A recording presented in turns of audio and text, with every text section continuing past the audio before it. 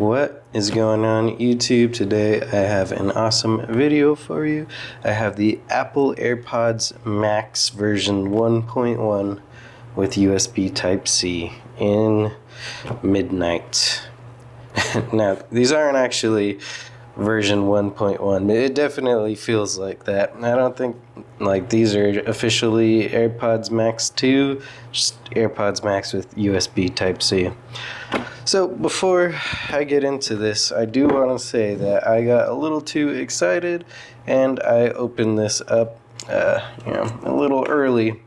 So I have been playing around with these for the past day, kind of doing a lot of testing. I'd like to give you my first impressions and thoughts on these bad mama jammas. So as you can see,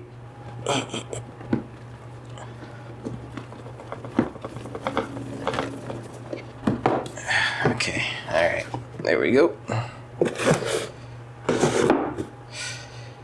Here is how they come packaged. I already obliterated this little paper stuff. I did not get into this portion here. So let's see what we got. USB Type-C to C cable. Love to see it. You got some documentation. Do they get rid of the Apple stickers in this? Oh, they got instructions. I think it's all fairly simple to understand. Just take a little look at that there. Easy peasy. But no Apple stickers. Alright, now let's talk about these. I never personally owned AirPods Max first generation with lightning cables because I was Team Android for the past 4 years until I switched over to the iPhone 15 Pro Max, and I've been trying to go as far into the ecosystem as possible just to kind of really get a good idea of what the Apple walled garden is all about.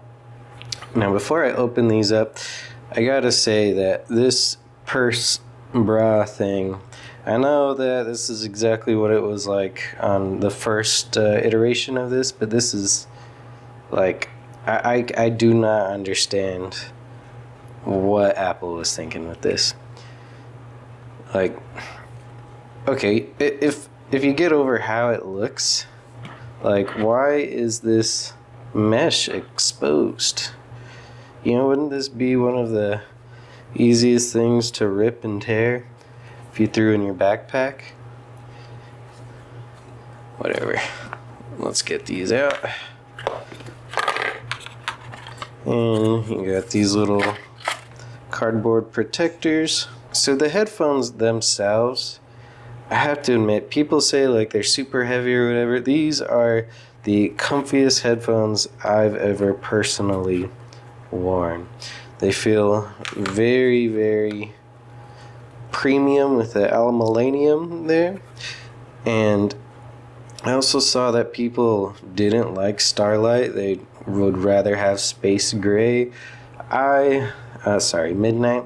I think Midnight is awesome. I love blue. I love this like dark blue hue, and overall the build quality, everything on it is tremendous in my opinion.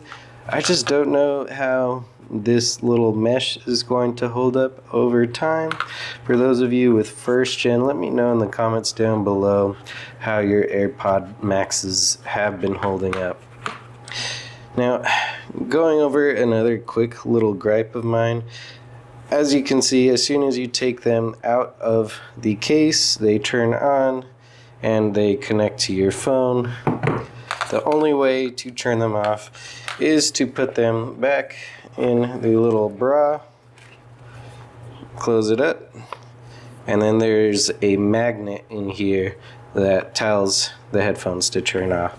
So if you lose the bra or your bra is somewhere else and you take your headphones off, they're just going to be slowly draining battery because there is no off function on these for whatever reason. Now, I have seen various cases on Amazon and through other third-party sellers that have that magnet function built in. I think that may be absolutely necessary to protect the mesh at the very least. It's just a shame that after you drop like 500 or so buckaroos on these bad mama jammas, that you then have to go and purchase a case because this case is just, it's dog water. Okay, now that I have gotten all of my gripes out of the way, let me talk about, you know what? I didn't even get all my gripes out of the way. Okay, so I waited for what felt like a year to purchase these headphones, hoping that Apple would make a version 2 or something of that nature this last Apple event that dropped, and instead of a version 2 we got version 1 with USB type C, as you can see right there. One of the biggest problems that I saw on Reddit from people who own these headphones in the past is, I guess you could call it a condensation gate. So what that means is these ear cups that you could pop off magnetically, just like that. Pretty cool, by the way, not gonna lie. But yeah, you pop those off magnetically. And I have already kind of figured out like why this happens. The premium aluminum material, even right now, is very cold to the touch. So when you put this on and your ear hole is at a hotter temperature than the ear like cup, which it almost always will be, because you know you're like 97 degrees and this is very cold, the space in between this little cup and this little concave portion here, because of the aluminum chassis, is going to have that temperature differential and have a lot of condensation in here.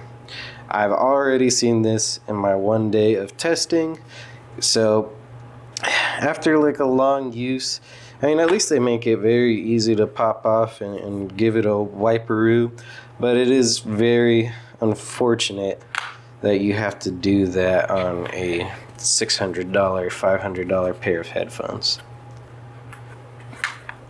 Okay, now that my gripes are out of the way, I have to say, wearing these, having all of the AirPods functionality of switching between devices, even though this only has the H1 chip and they didn't give it the H2 chip that the AirPods 2 have, or maybe even make a H3 chip to do something even cooler, I have to say, I love these things. You know, like listening to music on my iPhone, switching over to the iPad, having that Dolby Atmos spatial audio tracking and all that really does make these feel very immersive, and the sound quality on these are chef's kiss. I will have to say it is unfortunate that there is no EQ. Seems like the flavor of the day for Apple is that we tell you what you like and you are going to like it. AirPods Pro 2, AirPods Max, none of their audio devices give you the ability to EQ them. But with that being said, this has a very clean sound on the highs. The bass is very present. Everything is I don't want to say flat, but it's not very bass heavy or very high heavy. It really does sound like you're listening to music as the artist intended. I very much do like the sound quality. So with this being a first impressions video, I would like to do a lot more testing before I go ahead and do a final review. But one thing that I would like to kind of tap on is, if you have the AirPods Pro Max 1. Should you get these? Absolutely not.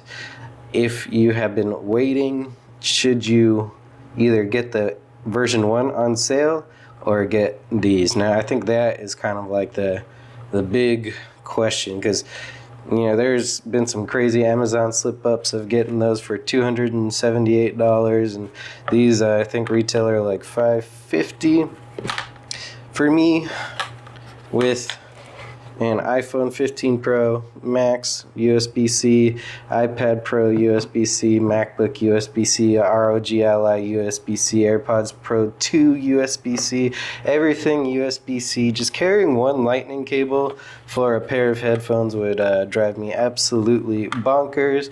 And when you buy something like this, you expect to use them for the next 5 years or so.